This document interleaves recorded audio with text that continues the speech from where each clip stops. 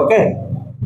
ज़हर जो ॾे न तूं दड़को असांखां छा ॿुधो आहे, असां साकी पियूं पिया था तुंहिंजे सूरन सुंदी सुतड़ी,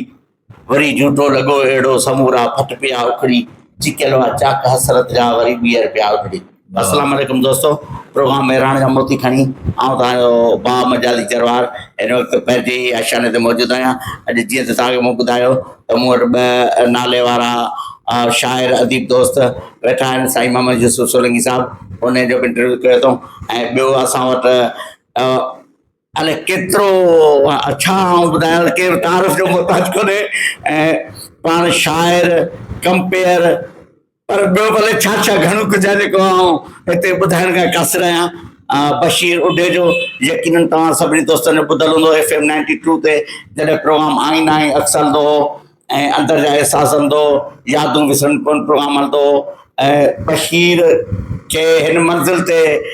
FM 92 पहुचायो ऐं अॼु माशाल्लाह सिंध जो हिकिड़ो वॾो नालो आहे, अॼु उहो असां वटि मौजूदु आहे ऐं तव्हांखे उन सां तारीफ़ करायूं था ऐं उन सां कचहरी करायूं था। अस्सलाम वालेकुम साईं। वालेकुम अस्सलाम। अल्लाह साईं तव्हां ख़ुशि रखे, तव्हां पंहिंजे हिन नंढी कचहरी जे प्रोग्राम में मूंखे सॾियो ऐं तव्हांजो थोराइतो आहियां। ऐं वॾी ॻाल्हि इहा आहे त तो जिन लफ़्ज़नि में, जिन एहसासनि सां, जिन अल्फाज़नि में मूंखे भेटा ॾिनो, यादि कयो। हिकु त असांजो साईं सीनियर उस्ताद बि आहे, एजुकेशन डिपार्टमेंट जे हवाले सां उस्ताद रहिया आहिनि, शाइरी जे हवाले सां साईं उस्ताद रहिया आहिनि। ऐं मुंहिंजे ख़्याल में मुंहिंजो जनमु ॿ कोन थींदो तंहिंखां अॻे साईं शाइरी जे हिन दुनिया में, सो बल्कि रुॻो ख़ाली शाइर त अॼुकल्ह ॾिसो न हर ॿियो माण्हू तव्हांखे शाइर मिलंदो, पर आउं चवां थो त हिन दौर में ख़ासि तौर ते हर माण्हू शाइर आहे। पोइ लिखे थो, ज़रूरी न आहे त हुन में तव्हांखे ओतिरा उहे ख़्याल पुख़्ता नज़र अचनि। बहरहाल तव्हांजी वॾी महिरबानी, ऐं तव्हांजो वॾो वक़्तु नथो वठां ऐं जिन लफ़्ज़नि में तव्हां मूंखे यादि कयो बजाए सां तव्हांजो थोराए साईं वॾी महिरबानी। पहिरीं हाणे दोस्तनि खे पंहिंजो तारीफ़ करायो जेके तव्हांखे, हूअं त तव्हां कंहिं तारीफ़ जा मोहताज न आहियो, पर वरी बि हिकिड़ो ॻोठ जे शहर जे इलाइक़े जे हवाले सां ऐं पंहिंजी तइलीम जे हवाले सां, पंहिंजे कमकार जे हवाले सां पंहिंजे दोस्तनि खे ॿुधायो पोइ पाण कचहरी खे अॻिते वधायूं। साईं महिरबानी। ऐं मुंहिंजो नालो बशीर अहमद, कास्ट ज़ात मुंहिंजी उडे जो, तेलकोट टंडो बागो, ज़िलो बदीन, ॻोठ सॼण उडे जो। रेडियो ते 2006 में ऐं रेडियो पाकिस्तान मिठी तां मूं शुरूआति कई।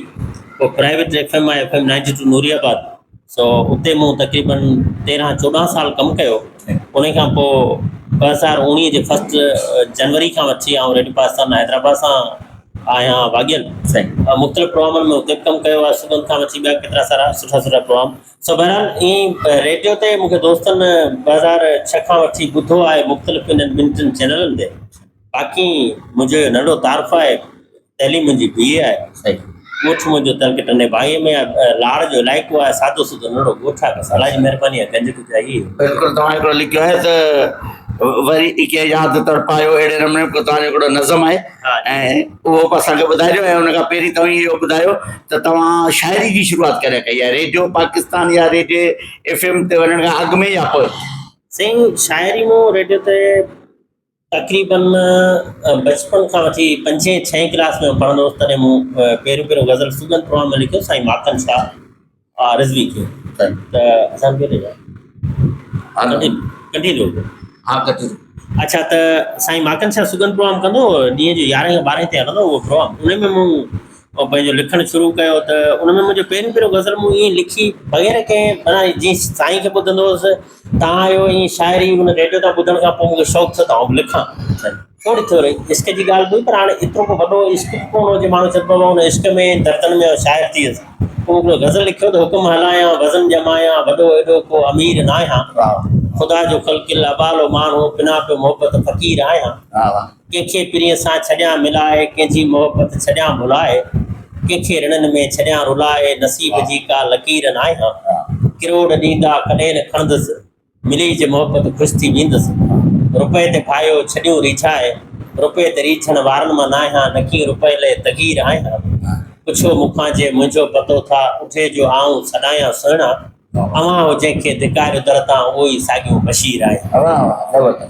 इहो मूं पहिरियों गज़ल लिखियो तॾहिं 6 क्लास में। अच्छा, रेडियो ते नशर थियो, पोइ ईअं लिखणु शुरू कयो, माना बचपन खां वठी शाइरी सां वाक़ुफ़। मतिलबु रेडियो साईं उन टाइम में मुंसलिक हुआ, पर लिखण पढ़ण जी हद ताईं। पढ़ण जी हद ताईं, बिल्कुलु सही। अच्छा, शाइरी में तव्हांजो को उस्ताद?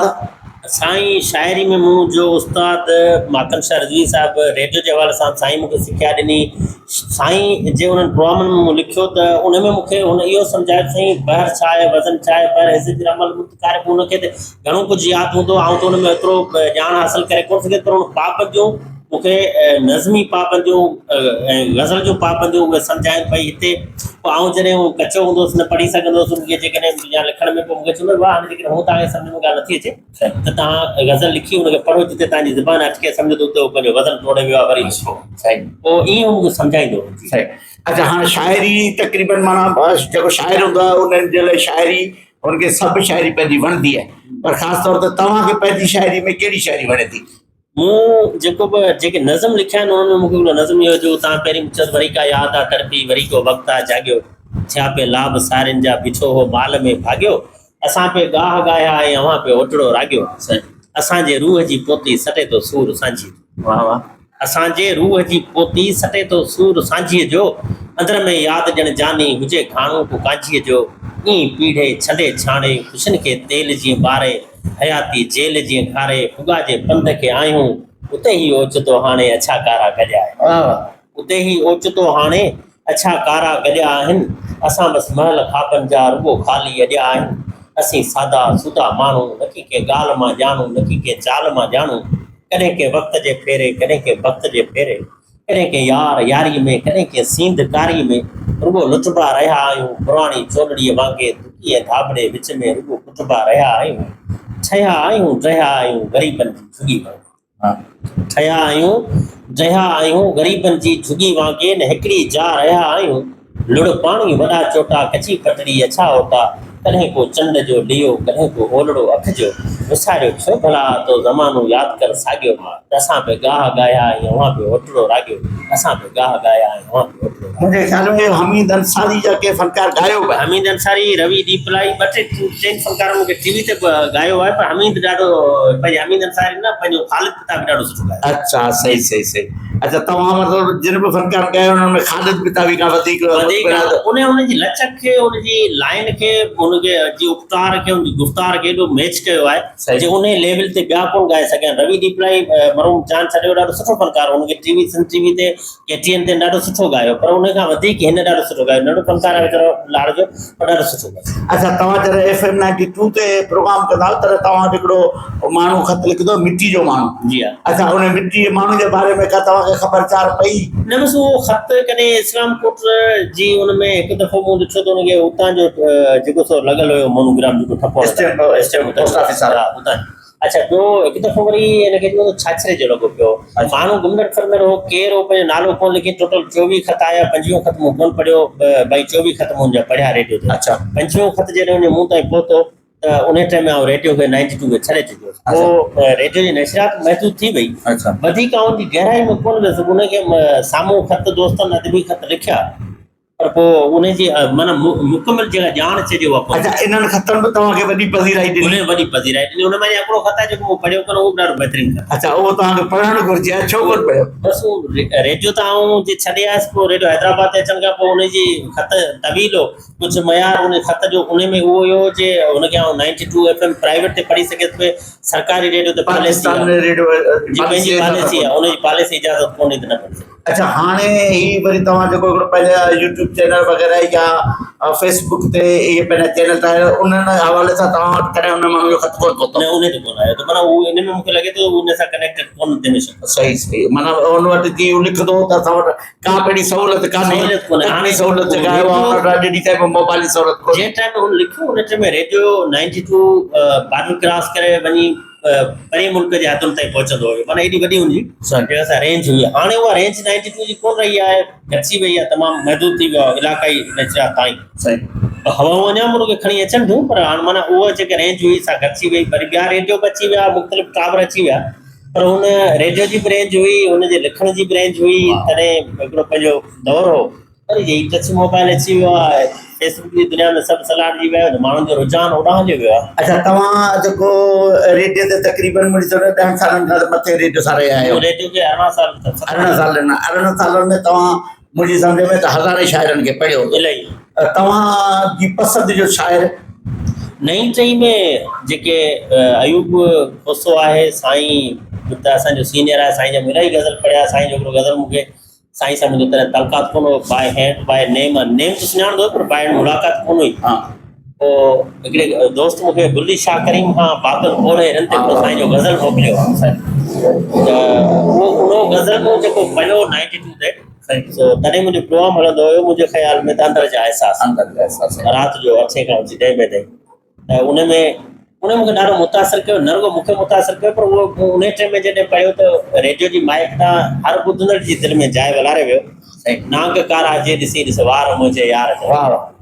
नांग कारा जे ॾिसी ॾिस वार मुंहिंजे यार जा चंड चोॾीं जे ॾिसी ॾिस पार मुंहिंजे यार जा जे ॾिसी कातीअ बिना तूं कोस कासायन संदा पोइ ॾिस कयल धरसी खां धार मुंहिंजे यार जा वधीक मूंखे यादि कोन्हे पर इहो गज़ल मूंखे ॾाढो वणियो अयूब खसे जो जीअं सांझ थी आहे दीप ॿारे पोइ हलूं तस थोरो हूअ निहारे पोइ हलूं तस थोरो चंड पियो उभरे परियां यादि हिकिड़ीअ खे सुम्हारे पोइ हलूं अहिड़ा अहिड़ा गज़ल ऐं साईंदास साधू ॾाढो सुठो शाइर आहे शाइर में जेकॾहिं वेंदासीं त कुझु वरी दोस्त ईअं आहिनि जिन जी दिलि आहे भरियल सभु सुठो लिखनि था घाड़े जे हवाले सां पाबंदी जे हवाले सां रूबरू जी ॻाल्हि नथो कयां ईअं कोन्हे त साईं रूबरू वेठो आहे त आउं साईं जे लाइ हर भरू वधीक लफ़्ज़ ॻाल्हायां साईं ॾाढो सुठो गज़ल जो ॾाढो सुठो शाइर आहे साईं जे नज़म खां मूंखे साईं जो गज़ल ॾाढो सुठो लॻंदो आहे साईं जे नज़म जी गिरफ़ ओतिरी न आहे जेतिरी साईं जो गज़ल सुठो साईं ॿ टपो गज़ल लिखंदो आहे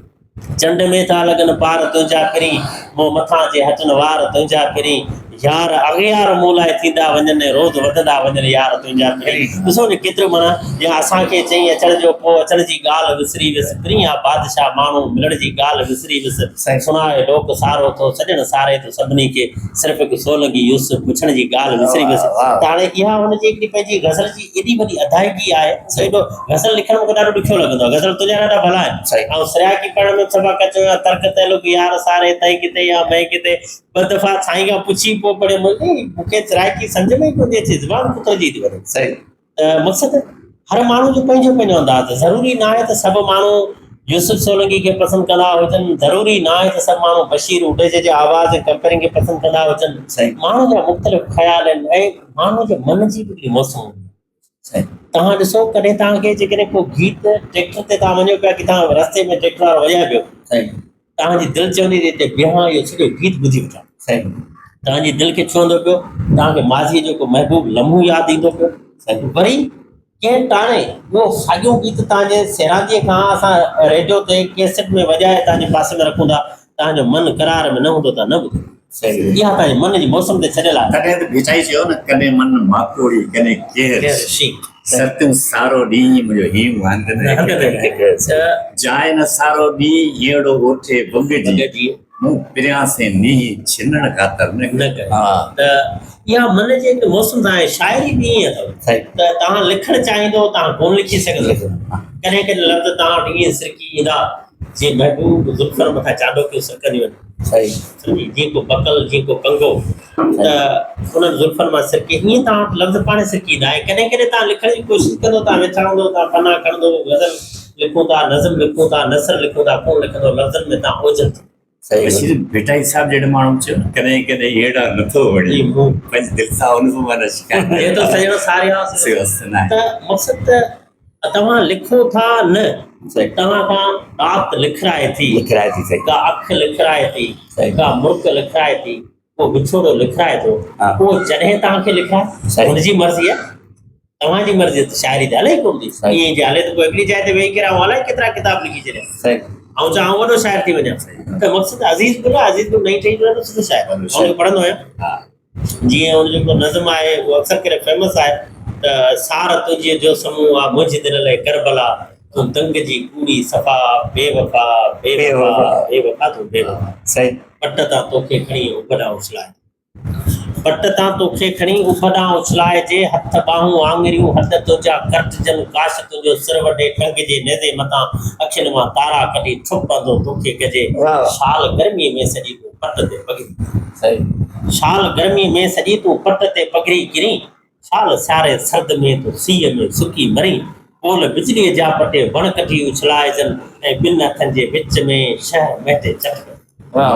ॿिनि हथनि जे विच में शहर मेटे चटकजे चओ भला चओ भला चओ भला तूं छा कजे हिन विछोड़े में पई जीअण जी परसत कजे कुछ न कीअं गुज़रे पई हाल ॻाढ़ा लाल थिया दंग जी कूड़ी सफ़ा बेवफा बेवफा बेवफा। सही का ॻाल्हि ॾिठी तॾहिं न त लोक चिता कोन्ही लालच जे बिना के बि के को कुर्ब ॾिता कोन्ह। वाह वाह। का ॻाल्हि ॾिठी तॾहिं न त लोक चिता कोन्ही लालच जे बिना के बि के को कुर्ब ॾिता कोन्ही तूं आ भली बेकण हर वक़्तु सॼण सां पर ॾेख त को तई तूं ताड़ी त वता कोन्ही हिकु साल सवा 16 ॿिया हुस्न ते ॾा ऐंजा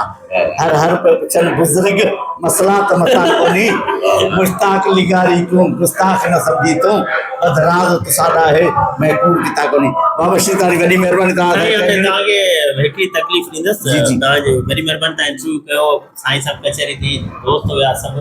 तो हिननि दोस्तनि जा नाला खणी वठो ऐं सभिनी जा जी तारीफ़ थी वञे हिकिड़ी यादगार कचहरी आहे ऐं गॾोगॾु हिकिड़ो मूंखे तव्हां गज़ल ॿुधाईंदो उहो जेको अक्सर करियां तव्हां जो न मिली हिते किथे किथे पर पहिरें न संगत जा सॼी या नाला जेके आहिनि से तव्हां ॿुधाए वठो त पोइ तव्हांजी वॾी महिरबानी थींदी। तव्हां पहिरियों तारो पाण करायो। मुंहिंजो नालो अब्दुल हफ़ीज़ सोलंगी आहे ऐं शाइर यूसुफ सोलंगी जो पुटु आहियां। मुंहिंजो नालो आबिद हुसैन सोलंगी आहे यूसुफ सोलंगी जो पुटु आहियां। मुंहिंजो नालो इमरान सोलंगी आहे यूसुफ सोलंगी जो भाइटियो आहे।